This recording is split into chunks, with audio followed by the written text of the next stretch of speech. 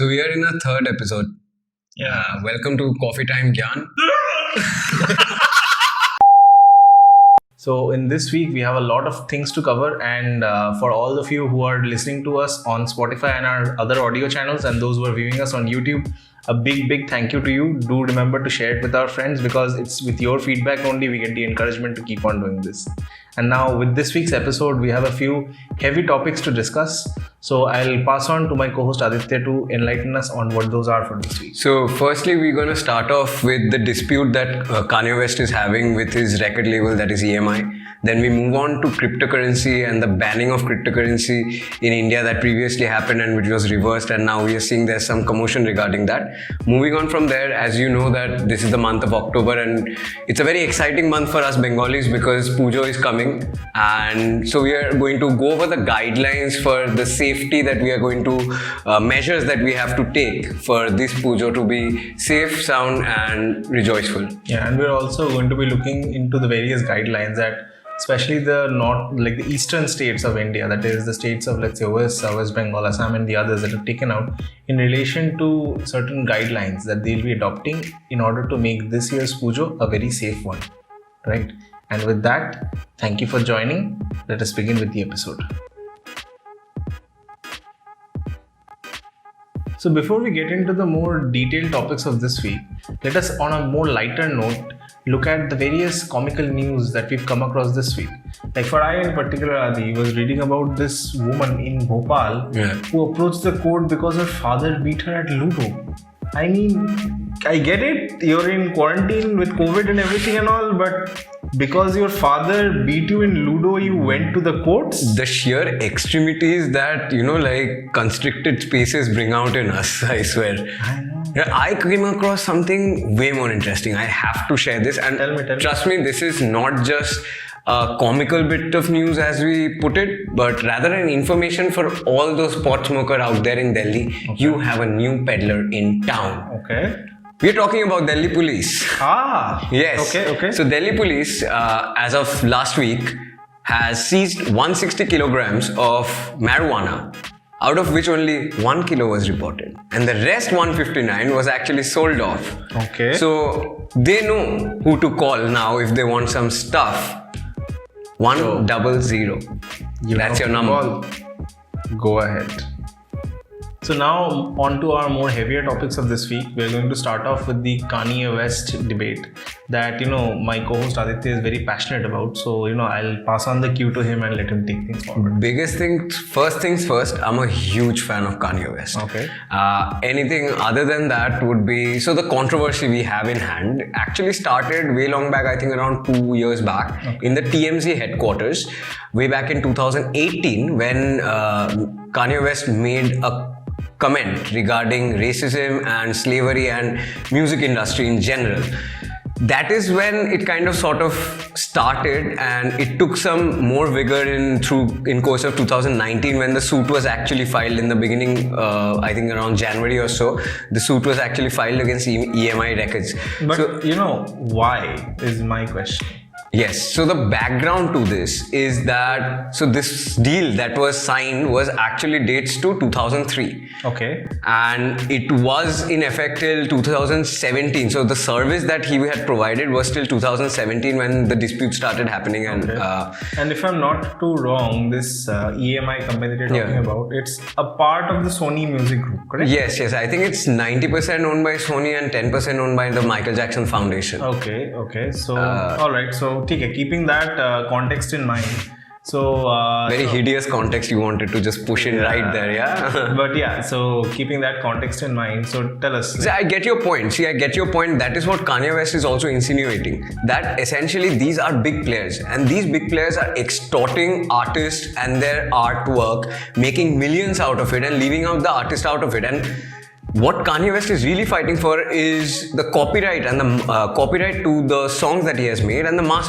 basically the masters. What's a master? So a master is essentially the record that they have made, which can be the copyright that is held with the master. The original song is held with the company and not with an artist, and that is typically what a record deal would entail. So before we go into all these nitty-gritties, I think, and the actual dispute, I think it's very important we know as to what a record label is. Okay. So a record label can be essentially a company or a business which is or a trademark which controls and looks into the very music production, video production angle of artists, which is required, their promotion, distribution, and various other things they might be needing. In return, they generally hold the copyright and the exclusivity of that artist. As in, say, today I am signed with a record label with the exclusivity term, then I can only work with them. And essentially... Again, at the same point, let me just ask you, when you say exclusivity, do you mean exclusivity in terms of, producing music, or let's say going on concert and all those things included as well? So that is again a grey area. I'll tell you why. Because there are agencies, then there are record labels, then there are distributors, there are publishers, there are various kinds of people who are in this business. Okay. So when we talk about record labels specifically, there's a lot of especially when we talk about EMI as a record label. So they are huge. Understand. So Kanye's beef Yes. is with EMI in particular. Yes. Who is Kanye's? Like in the context of the various companies, they are Kanye's?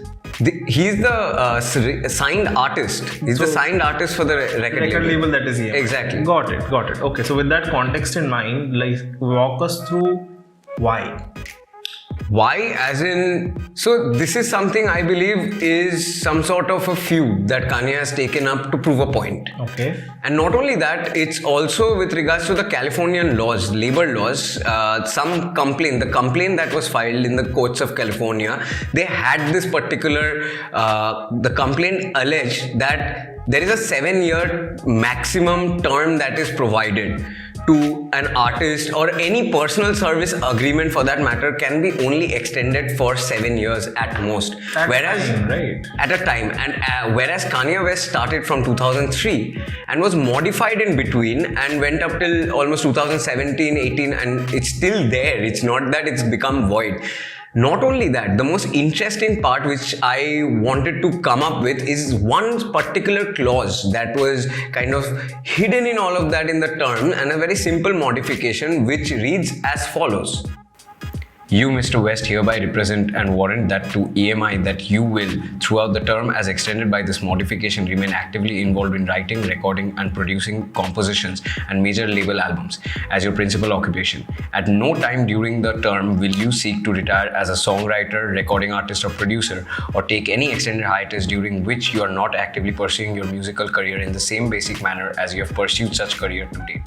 Now, this clause brings out a very important question, that is whether or not this clause is antithetical to the code of labor in the United States, where it is clearly stated that it can only extend up to 7 years. How is it possible that such a contract has been extended for it has been extended by 8 years, and the contract itself is that of almost 15 years. That's from 2003 to 2018. Now see, if you were to look at it, right, I see one major problem with this agreement, this kind of an agreement rather, where it says that Mr. West, you are not allowed to retire.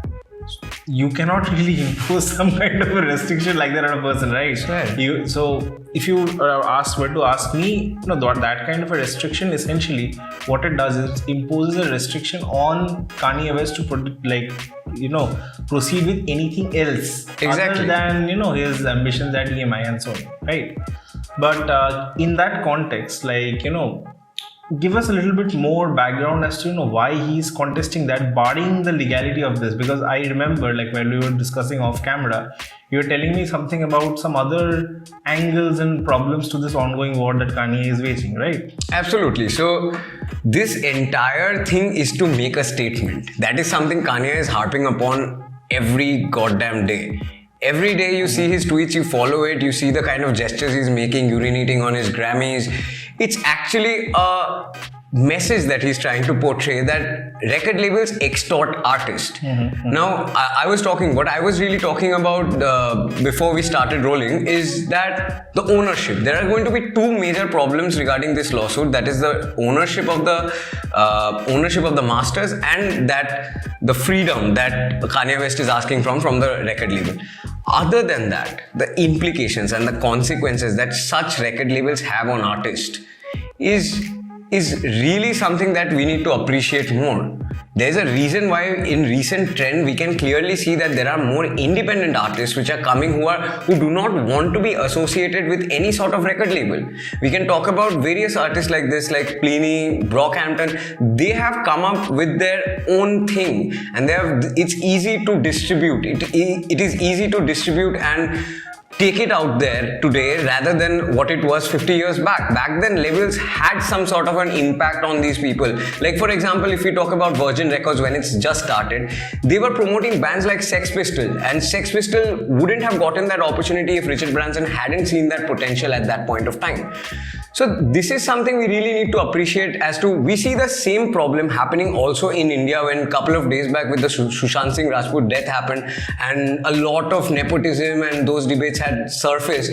Mr. Sonu Nigam, one of the legends of the industry here, actually came out and said that there are media mafias out there, there are entertainment giants who control everything, and that is something that Kanye West is really against. So, in that context, like keeping that in mind, do you have any other such similar examples, which people can use as a reference point to, these kinds of things happening? Absolutely. We can see Mariah Carey early in the early 2000s coming out of a deal, although Mariah Carey made a lot of money out of it coming out of that deal.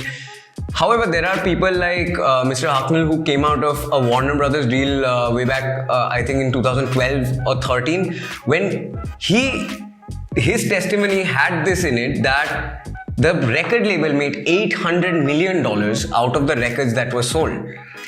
He made 80. That's 10% of the entire money that he made for the label, which is unfair. So if you look at it from that perspective, like this ongoing war that Kanye is going on with, right, makes sense, wouldn't you say? Of course. And not only does it make sense, it is also something that requires a larger appreciation, I believe. It's because essentially artists work really hard to create something that is worthwhile, that is going to stick around even after they're gone. There's a reason why art has that entire intellectual protection for over 60 years, even after the person's death. So it's because the impact such art brings into our culture and actually frames way for the future, I believe. So yes, it's go Kanye for the entire deal that you're doing, but I don't really know if he should be president. I don't know. We should leave. That is more dicey in nature, but go Kanye for the entire music scene. Yeah. That's definitely there. Yeah, and we'll see it further as it unfolds in the more coming years, right? So, but looking at the situation right now, he'll probably win the presidential race before he wins this. That is the funny part. Let's see. Yeah. Let us look into the second topic for our day, which is blockchain.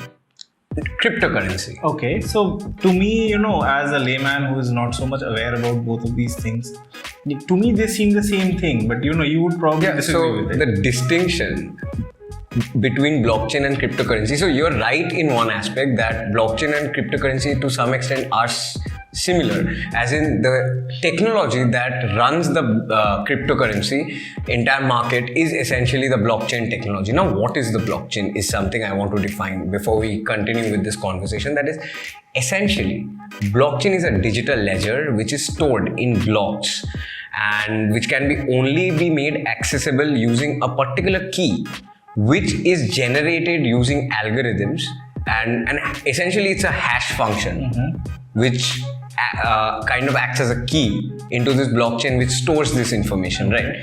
Now, what is a cryptocurrency? Now, a currency based on this system where each block, instead of holding data, is holding some amount of value in nature of currency itself, is something we can call virtual currency. Now, that is an extremely layman perspective that I'm trying to lay here. Keeping in mind that layman perspective, so I don't know, things like Bitcoin, Ethereum and all these, right?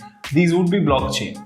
These are essentially cryptocurrencies, but it is based on the technology that is the blockchain, that is the digital ledger technology. Got it. Yeah, so Satoshi Nakamoto in 2008 actually came up with the Bitcoin, and the Bitcoin has, obviously you've seen how it has raised in value and has so incremented. In the recent years, like before the crash, like it was up, if you own just a fraction, it was worth millions of dollars. Exactly. Now, essentially, without going into the tech part of it, what I wanted to harp upon with the cryptocurrency topic that we're discussing is the ban that was previously imposed by the government, the bill that is pending in the government, which would essentially ban cryptocurrency, and as to why such things are happening from a more sociological perspective. Because see, if you consider India as a country, right, we are, I wouldn't say very forward thinking, but forward thinking in terms of a lot of things. Like, Exactly. for example, if you look at, the data privacy bill that is there, or the labor codes that are coming out, that's a very forward thinking initiative. Even for that matter, GST as well. Right. Exactly. So, but why do you think, and coming to those points of yours also, like, why do you think India is taking a very archaic stance in relation to blockchain acceptance and cryptocurrency acceptance? So essentially, it's just not India which is taking a very hard stance. So if we categorize this, like way Law Library of Congress has actually gotten out a report, I think way back in 2016 or 17, which talks about these 4 categories. That is countries with absolute ban, like for example, Algeria, Bolivia, Egypt, Iraq. Then countries with implicit ban like Bahrain, Bangladesh, China, Colombia. Then there are countries where tax laws applies, for example, Argentina, Austria, Bulgaria. And then there are countries where both anti-money laundering and taxation laws apply. For example, Australia, Estonia, Gibraltar. So these small countries, they have their own. They also have their own currencies, ICO. And if you would notice that recently the trend is towards digital currency, because even the US Federal Bank is in motion to create its own digital currency. Oh, is it? Yeah. That's I think last week. That's what I read about. Thinking of this then from a more futuristic standpoint. So, and I don't know if you're very much aware about this. So, this entire thing about blockchain and cryptocurrency in general, right? So, are we, let's say in the future, right, looking at a globalized, standardized form of currency that is, being accepted and, exchanged across the entire planet? So one of the major problems with where the status quo stands, the major problem that cryptocurrency would face in order to become what you are saying for the future is the inconsistency in the prices, right? So you would see how they vary in prices almost every day. Now that is something that can be solved through intermediaries who are dealing in this cryptocurrency. So the moment you allow intermediaries to conduct more trades, so the price stabilization would automatically happen as the market responds. Because see, there is a concept of a universal income, right, where it relies on a backing where, irrespective of wherever you are in the entire planet. Exactly. Universalized income automatically correlates that, since you're following a single form of currency across the entire planet, not just the nation, right? You are able to have more certainty, more stability across the globe in terms of the currency. And, personally, and again, me as a layman who does not understand the nitty-gritties and details as much as you, perhaps, so I feel that would be the way forward.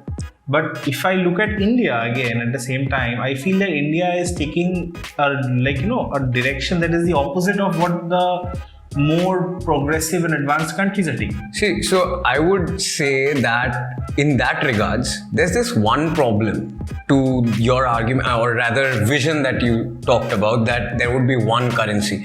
Now the problem with Bitcoin or any other digital currency, for that virtual currency for that matter, is essentially decentralized. So there isn't an RBI, isn't a RBI which is controlling this currency. There isn't any laws which is controlling this currency, and this currency is flowing throughout the market.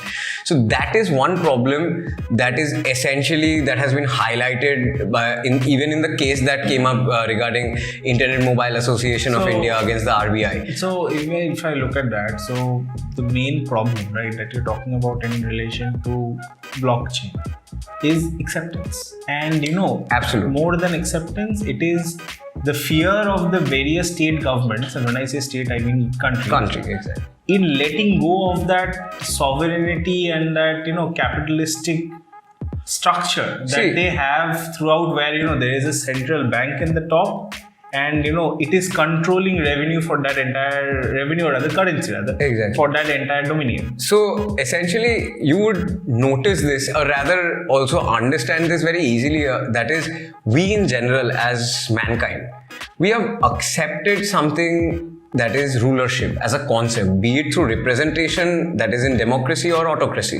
Either way, we are in favor of somewhat of an authoritarian figure through which we are delegating the powers and every other aspects of society, through which laws are being made, and the political superior, Austin had stated that political superior mindset people would determine what the law is for the political inferiors. Now it is this that is really stopping, because the political superiors fear that decentralization of currency, something like currency, would actually deeply hurt them. So basically, to sum it up, what we are looking at is essentially, so the main concern with blockchain is in relation to fear of acceptance and fear of letting go of the already established structures of power and government that exist. Absolutely. In relation to, let's say, India and a couple of other countries than the rest of the world. Am I right? Absolutely. And on a very concluding remark, I would say that for us to actually go ahead and accept blockchain would actually really depend on the aggregate mindset. After a point, if the market has accepted blockchain, or rather cryptocurrency as a concept, the government wouldn't have a choice after a point. Like, for example, 377, you saw that there wasn't a chance anymore. When the aggregate mindset was for the concept of, say, 377 being uplifted, it had to be. Right. It had to be uplifted. So, if we look at it, where does India stand? To sum it up rather, where does India stand as of today in regard to that? So, as of today, if we talk about the Supreme Court case, which started off with April 6th notification of the RBI, which completely banned cryptocurrency or any trade with regards to cryptocurrency in totality.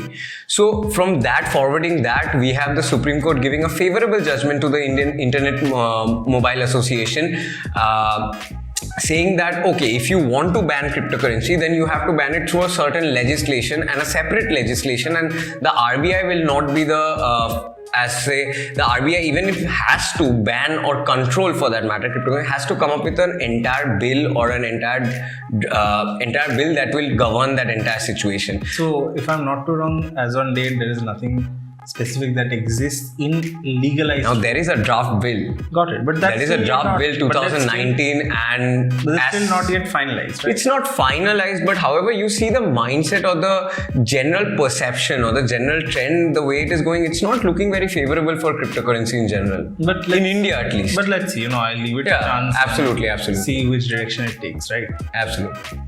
So Vivek, what's your plan for this Pujo? Well, I don't know about you, but this year I'm planning to stay indoors because of the entire situation that is going on. But for those who are planning to venture out, so moving on in relation to our third topic, so what we'll be talking about is the various guidelines and the circulars that various state governments, but with a special reference to East India, since that's where we are, and that is where Durga Puja is the most popularly celebrated in the country, right?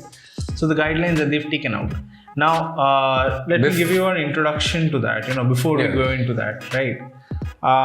In relation to that, just but remember, don't you think in such dire straits and the way the cases are increasing and there isn't really much of a resolve to that, do you think it's very feasible to have a grand Durga Puja? So that's the thing, So various state governments have come up with very, contradictory guidelines, that are saying states are always contradicting each other. It's nothing new. Right. But diversity. This time, the contradiction is a little too wide. Okay. Right. So here we have. So we are celebrating pujas differently in different states. Correct. So we have Orissa on the extreme left of the eastern states, which has stated that you can have a Durga Puja, but the Durga Puja pandal that we like to call it, or rather the temporary like the shelter that is created, that needs to be covered on all four sides. Okay. So that raises the question, why have the pandal at all? And not only that, I think it's very difficult also, if you see, to actually control the amount of crowd that's gonna turn up. But that's the thing. No crowd is allowed. No crowd is allowed. In Odisha, if you're going to any Durga Puja pandal, you'll be very sad to know that only the priests and the organizers are allowed. What's the point of having a puja like that anyway? This time around, there isn't going to be no idol immersion. There is not going to be any sort of prasad distribution. So how are we exactly going about it? That we will see. But you did tell me about this, about the Amul coming up with packeted prasad. So capitalism for the win, you know. Capitalism, they have seen an opportunity, they have seized it. Correct. Absolutely. Now, moving on from Odisha to the neighboring state of West Bengal. Here we see another change. Okay. Here the government has stated that you can have a Durga Puja pandal, you can have visitors coming inside to the pandal, but either the pandal has to have no roof or the pandal needs to be open from all sides. Great. Now that, before you make a comment, let me stop you there. And I am going to reserve my right to speak anything. You have been to Durga Puja in Calcutta for a couple of years, right? If not for the longest time. Yeah. Right. It rains. Absolutely. What happens then if you have a pandal with an idol that is made out of clay and it's raining? The immersion happens automatically. You don't have to wait till Dasera for that to happen. By Saptami, we'll see, we'll go, where's the, idol's already gone. It's there. Happened. The Visarjan happened. Worship the land, go there, become Amazonian people or something. Right. So that's another angle. Yes. Now finally, if we move a little bit to the northeast, and we take a look at Assam, they have taken, I would say, one of the more sensible approaches, right? Wherein they have stated that you are not allowed to make any temporary pandals. In return, what you are allowed is, so there are these permanent structures, temples and all, right? Where there is an idol of goddess Durga. Like say Durga Bari here. Yeah, so inside the pandals basically. And over there, what you are allowed to do is essentially visit those areas, but you are limited to only 30 people at the most at a time. That is including the organizers, the priests and everybody. But okay, at least they are still allowing 30 people. There is no absurd law or guideline that is stating that all four sides have to be open or the roof has to be open. Or it's like, conduct a pujo, well and good, but nobody can see you. Nobody can. Unless you're the organizer or the priest. So I don't get it. Like, what is the point of all of this? And do you think truly all these guidelines that have been set into place will actually work out in favor? I really don't, because if you know, like Calcutta especially has this trend where people go pandal hopping in the night. Exactly. What happens then? Yeah, how are you going to, like, if a crowd is mobilized, how is police or anybody going to actually do anything in that regards? And if I look at Odisha even, that begs the question to me, why have it at all? Yeah, exactly. Like, unless you're live streaming it to my Tata Sky TV or something. I think that is what they should do. They should, do a, like we are having online classes, we'll have an online Durga Puja. Yeah, absolutely. We just sit in front of the monitor, give the aarti, do the Anjali and be like, okay, see you next year. Yeah. আসছে বছর আবার হবে right আসছে বছর আবার এরম যেন না হয় right so to me, if you ask me, Assam has taken the more sensible decision. West Bengal is mostly going to be a hit and miss, whether it rains or not, which it definitely will. It always is a hit and miss. Right. So you can see, probably you'll see a lot of Durga Puja pandals with an umbrella on Goddess Durga's hand. Okay. In all probability to save from an early Visarjan. Early Visarjan. And Odisha, I don't know what you're doing. And I really don't know. So, yeah. And before we go into that, let us remind you again, COVID isn't gone yet. So stay safe, sanitize your hands and everything.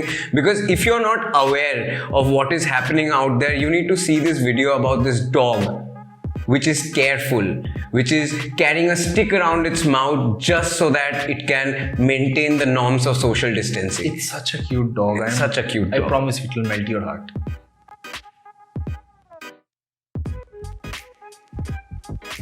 So, keep being safe. Don't stop sanitizing your hand. And if you do like this episode of ours, do give us a good thumbs up and subscribe. And I don't know, do something about this pujo, make it happening. And okay, I'm running out of things to say. And catch you on next week's episode of Coffee Time Gang. Absolutely. Thank you for joining. Thank you for joining us.